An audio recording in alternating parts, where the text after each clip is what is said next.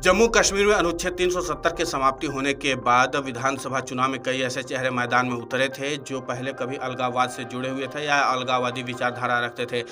जमात इस्लामी जैसे संगठन ने चुनाव बहिष्कार की अपनी रणनीति को दरकिनार कर मुख्य धारा में कदम रखने का फैसला किया था। 2024 के विधानसभा चुनाव में करीब 30 अलगाववादी और जमात इस्लामी से जुड़े नेता चुनावी मैदान में ताल ठोक रहे थे, लेकिन एक भी अलगाववादी नेता चुनाव नहीं जीत सका। इस तरह से जम्मू कश्मीर विधानसभा चुनाव के नतीजों ने सियासी संदेश दे दिया है। 10 साल बाद जम्मू कश्मीर में विधानसभा चुनाव के नतीजे नेशनल कॉन्फ्रेंस और कांग्रेस गठबंधन के पक्ष में रहे। नेशनल कॉन्फ्रेंस 42 सीटें जीतकर सबसे बड़ी पार्टी बनी है और सहयोगी पार्टी कांग्रेस को 6 सीटें मिली हैं। बीजेपी 29 सीटें जीतने में कामयाब रही। इस तरह से कांग्रेस नेशनल कॉन्फ्रेंस गठबंधन ने पूर्ण बहुमत के साथ सत्ता में वापसी की है। नेशनल कॉन्फ्रेंस को ज़्यादातर सीटें कश्मीर घाटी में मिली, जिससे साफ जाहिर है कि मुस्लिम समुदाय ने नेशनल कॉन्फ्रेंस को एक तरफा वोट दिया है।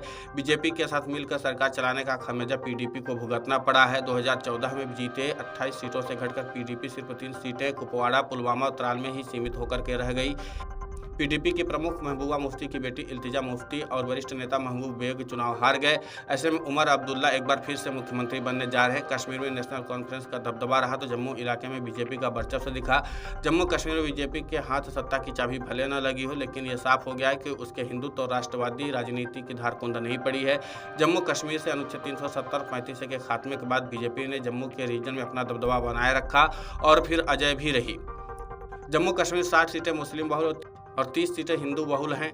हिंदू बहुल सीटों में से बीजेपी 26 सीटें जीतने में कामयाब रही, 3 सीटें मुस्लिम इलाकों से जीती है।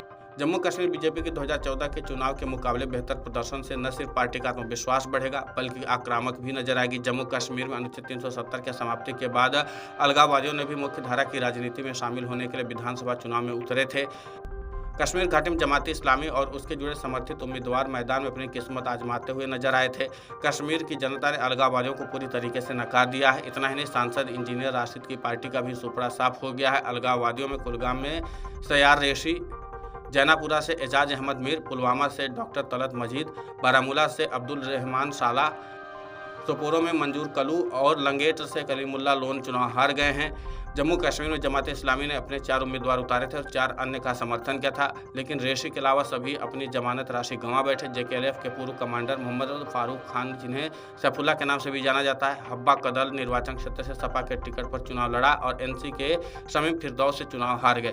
इस तरह से घाटी के लोगों ने अलगाववादियों को एक तरह से नकार कर बड़ा सियासी संदेश दिया है।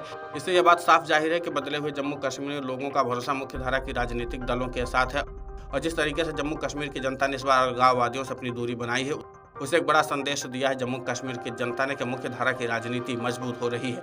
Video desk amarujala.com। अगर आप ये वीडियो YouTube पर देख रहे हैं तो हमारे चैनल को सब्सक्राइब कर बेल आइकन दबाएं और Facebook पर देख रहे हैं तो हमारे पेज को लाइक करें। 8 मिलियन प्लस सब्सक्राइबर, आपके इस भरोसे के लिए बहुत धन्यवाद।